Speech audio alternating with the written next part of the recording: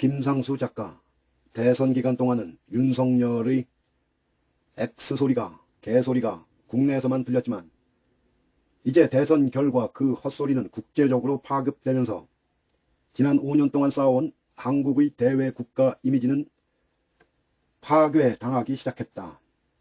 K드라마, K팝, K컬처는 들어봐도 K트럼프는 처음 듣는다. 미국의 경제지 비즈니스 인사이더는 윤석열이를 가리켜 K트럼프라고 지칭했다. 윤석열을 지지한 사회교란 지식인들과 언론인 표방 참칭자들은 이것을 바랐는가?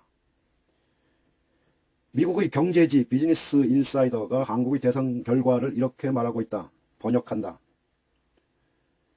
K트럼프 후보가 대선에서 선출되면서 한국 트위터에서 캐나다 이민 문의가 유행하고 있다.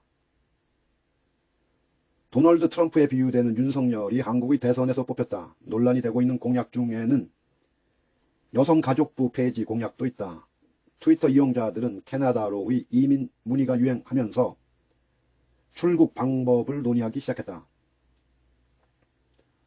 도널드 트럼프와 같은 보수 성향의 후보가 대선에서 당선되면서 캐나다 이민이라는 글이 13일 한국 트위터를 통해 확산되고 있다.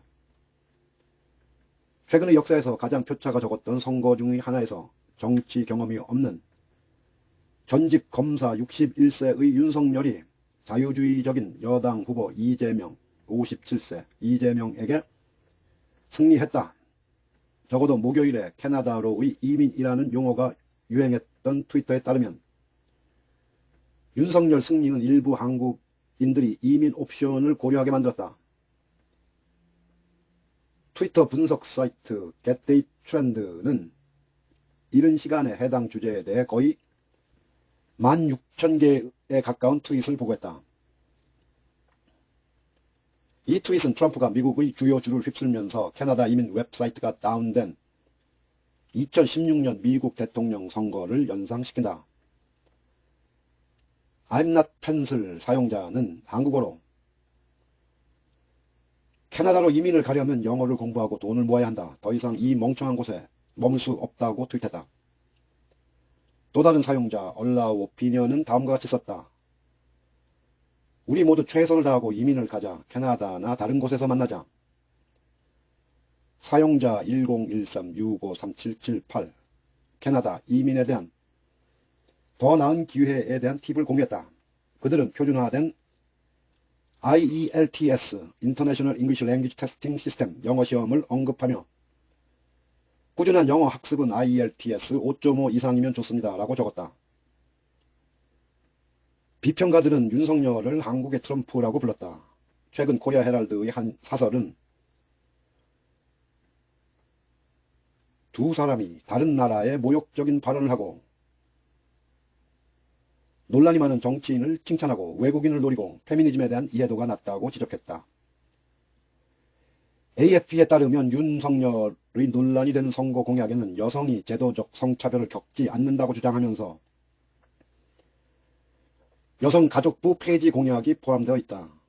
한국은 노동력 내 여성의 역할과 영향력을 측정하는 이코노미스트의 유리천정 지수에서 최하위를 기록하며 OECD 29개 회원국 중 최하위를 기록했다. AFP는 선거 유세 기간 동안 윤석열은 이 나라의 전 독재자 중 한 명을 칭찬하는 것부터 전두환을 칭찬하는 것부터 육체 노동과 아프리카인을 얕잡아 보는 것까지 1년의 발언 실수를 했다고 보도했다.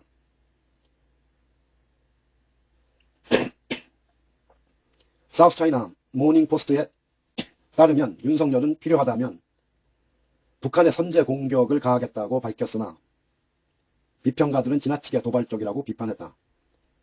AFP에 따르면 윤석열은 김정은 북한 국무위원장을 김정은 볼장머리 정신 확 들게 하겠다라고 말하며 선거에서 승리하면 김 위원장을 놀랍게 만들 것이라고 말했다. SCMP 사우스차이나 모닝포스트는 고국에서 고조되는 반중 감정을 활용해 미국과도 긴밀한 관계를 맺겠다고 약속했다고 전했다. 바이든 전 부통령은 목요일 윤 후보에게 전화를 걸어 당선자를 축하했다. 백악관 대변인은 미국과 한국, 우리 경제, 우리 국민의 동맹은 철통 같다고 말했다.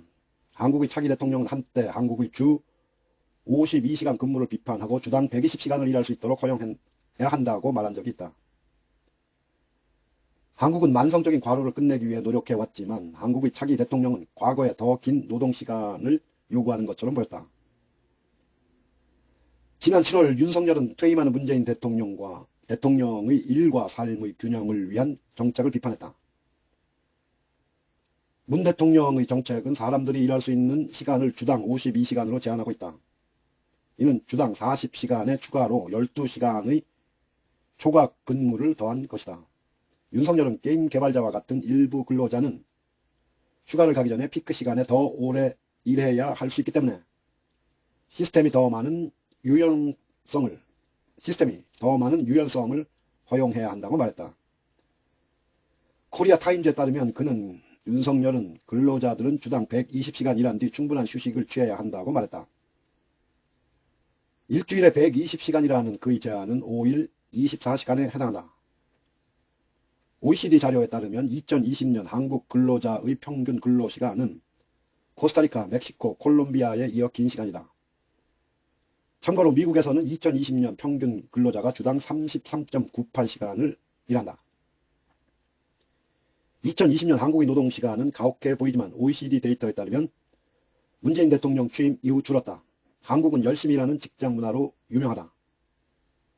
장시간 근무 및 주말 근무와 같은 직장 전통은 신생기업에서도 만연하다. 과로로 사망한 배달 노동자 보고도 있다. 윤석열 논란의 여지가 있는 일련의 발언, 주당 근무시간에 대한 윤의 말은 많은 이들이 받아들이지 않았다. 코리아 헤럴드에 따르면 윤석열의 경쟁자인 더불어민주당 이재명 후보는 사람이 주당 120시간 일하면 죽는다고 말했다. 윤석열은 나중에 자신의 발언이 잘못 해석됐다고 말했다. 어떤 독재자가 사람들을 주당 120시간 일하게 만들까요? 말도 안 되는 소리입니다. 라고 코리아 헤럴드가 말했다. 정치적 반대자들이 120시간 일하라고 하는 것처럼 왜곡했다. 신경 쓸 가치도 없다. 윤석열은 아프리카를 폄하하는 것처럼 보이는 등 선거 유세 과정에서 논란의 여지가 있는 발언을 했다. 윤석열은 기업은 국제적으로 경쟁력 있는 기술에 의존한다. 사람들이 하던 수족, 손발, 노동은 더 이상 없다. 인도는 더 이상 그렇게 하지 않는다. 여전히 아프리카 같은 곳에서만 하는 일이라고 말했다. 윤석열은 또한 페미니즘이 국가의 저출산율에 책임이 있다고 말했다. 코리아 헤럴드에 따르면 한국은 공식 데이터를 이용해 2021년 여성 1인당 출산율이 0.81명으로 세계에서 가장 낮은 출산율을 기록하고 있다.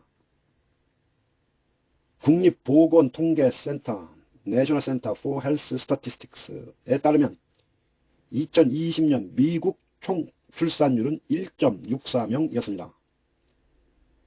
윤석열은 일부에서는 페미니즘이 너무 정치적으로 착취되어 남녀 간의 건강한 관계를 방해한다고 말했다. 사회적 입장에서 아이를 낳고 키우는 여건이 열악하다. 정부 지원금으로 해결할 수 있는 문제가 아니다. 김상수 작가.